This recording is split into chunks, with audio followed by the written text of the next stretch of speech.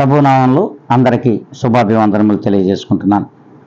ఈ దినం దేవుడు మనకిచ్చినటువంటి నూతనమైన వాగ్దానం, అది కీర్తన గ్రంథము 41వ అధ్యాయము 4వ వచనం. యెహోవా, నీ దృష్టి ఎదుట నేను పాపము చేసి ఉన్నాను, నన్ను కరుణింపుము. దేవుడు స్పష్టంగాను మన అందరితో కూడా మాట్లాడుచున్నాడు.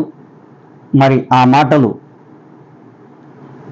దావీదు మహారాజు గారి ద్వారా వినిపించుచున్నాడు.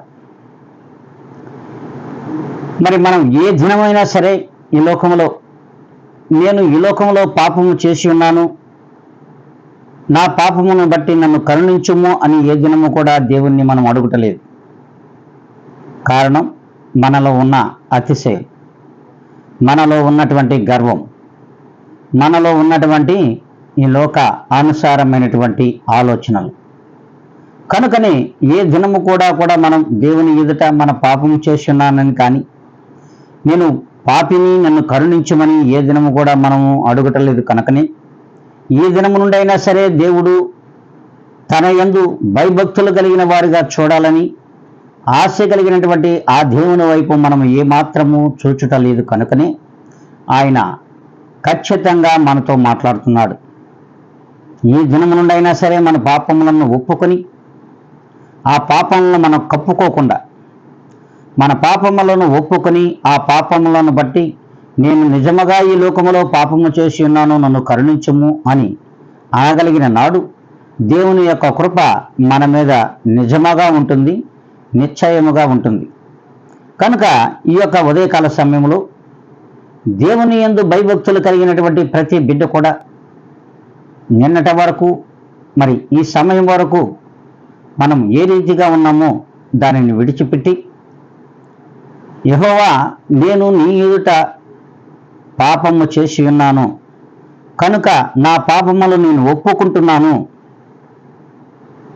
అని నన్ను కరుణించమని ఏ దినమైతే ఆయన యందు మరి మోకరిల్లి నువ్వు అడుగుతావో, ఖచ్చితంగా ప్రభువైన యేసుక్రీస్తు వారు నిన్ను క్షమించుతారు.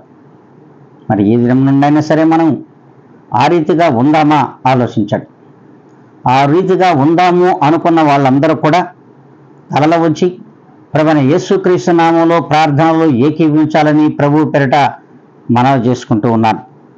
మహాపరిశుద్ధుడా, ప్రేమ కలిగిన మా తండ్రి, కృపా కనికరములు కలిగిన మా దేవ, ఈ యొక్క పాదములకు ఎనలేని వందనములు, కోటాను కోట్ల కృతజ్ఞత స్తుతి స్తోత్రములు సమర్పించుకుంటున్నాను. ప్రభా, మీరిచ్చినటువంటి ఈ నూతనమైన వాగ్దానము మా అందరి జీవితంలో సంపూర్ణముగా మీరు జరిగించు, ఏ దినము నుండి మీలో భయభక్తులు కలిగిన వారిగాను, మా పాపములను మేము ఒప్పుకునే వారిగాను, ఒప్పుకుంటున్నటువంటి మమ్ములను మీరు క్షమించి మీ కృపతో మమ్మల్ని కనికరించమని, ప్రేమించమని బ్రతిమలాడుకుంటూ సమస్తమునైన ఘనత, మహిమ, ప్రభావాలు మీరు పొందమని ప్రభువైన యేసుక్రీస్తు యొక్క గొప్ప ఘనమైన నామములో అడిగి వేడుకొని ప్రార్థిస్తున్నాను మా తండ్రి.